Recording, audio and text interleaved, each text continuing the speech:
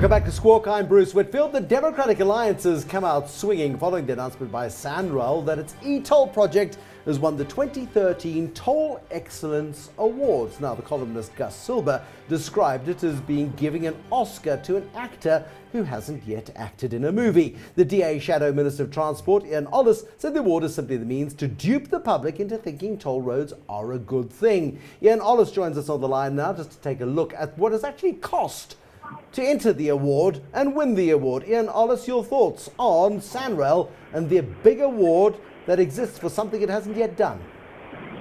Yes, thank you. The concern that I have about this award is that, first of all, the e-toll project has not yet been switched on.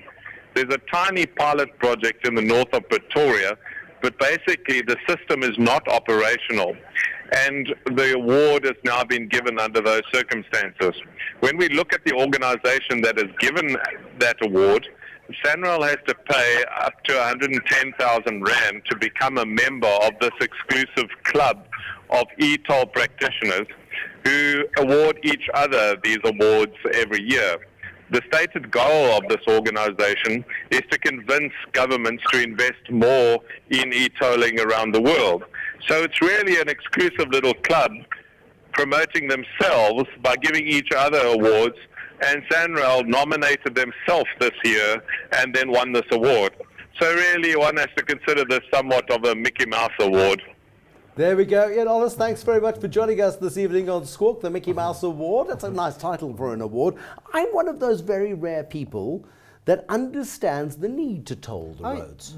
No, I agree. I'm one of those people who agrees that it's a flawed and deeply defunct collection system that's costing more to collect than it did to build the roads over a period of time. This is becoming a laughing stock, but it's a laughing stock, tragically, Chris Kimmel, that's going to probably be pushed through. Yes, no, I've got no doubt it's going to be pushed through. We saw yesterday Outer seems to be running out of money in terms of fighting this thing in the courts, unfortunately. Well, Outer owe 3 million Rand. They need another million Rand before their advocates will answer the phone again, because advocates are kind of pricey, even though they are offering cut price deals. But yeah, they're underwater. Look, it's a multifaceted problem, and we don't have enough time to really go into all the ins and outs of it. I have to confess, I'm on the other end of the spectrum. I don't think tolling roads is a good idea at all, frankly. I think it's an incredibly bad idea. It's a 300-year-old idea, and I really wish we could find another way of doing it. And the other way of doing it, of course, is that you He's actually... talking about highwaymen, you know. Yes, exactly. Well, no, I mean, toll roads, you used to have toll booths and stuff like that. No, I think the idea is pretty defunct. It's used in parts of Europe.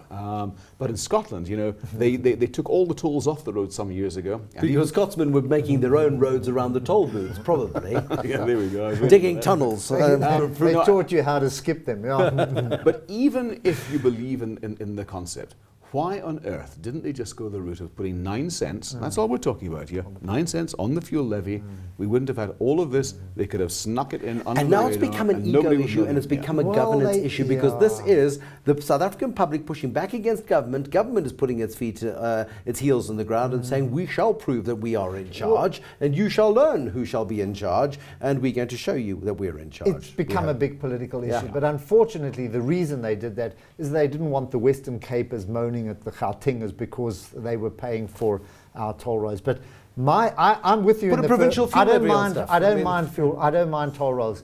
What I objected to is we're not a society that likes to pay for things, like that. Except where you've got a toll booth you can't get through. So why they went for this elaborate system? Believe me, we can get through anything. We've got people who can escape anything, who can crook anything, who can steal electricity. We've got a culture that are not going to pay. So if it was based on only 5% of honest people, then it's okay. But don't think more than 5% are actually going to pay those tolls. There's a fabulous Pretoria-based historian called Van Onselen. I think it's Garth Van Onselen. He wrote the whole theory about Jack the Ripper. Actually spent some time in South Africa, the fox and the flies. But he has got some historical research into the history of toll roads in South Africa and how Paul Kruger nearly lost the 1893 election in the Zuid-Afrikaanse Republiek because he wanted to toll the road between Pretoria and Johannesburg, because Joburg was rich, Pretoria was poor, he needed some revenue. people went completely mad. Toll booths were being blown up. People were taking their wagons through the veldt around the toll booths simply to circumvent them. That's what happened in 1893. Now we've got Midrand. You can't get off the Blimmin Highway anymore, so perhaps there's a captive market. But yeah, this is one that's going to run and run. And here's... But it's fair. I don't mind paying. Look, the whole of America, you pay tolls.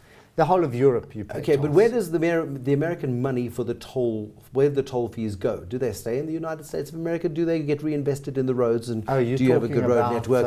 Or as we are told and we're led to believe, 60% of the revenues that we will pay using those toll roads will go back to the people who have applied the technology. In Austria. We've got certain companies here that operate toll roads in Europe, and we get the money back here. Group 5 operates toll roads in India. Right. Yeah. So, I mean, it's one... But then why didn't we use Group 5 to build out to do our infrastructure?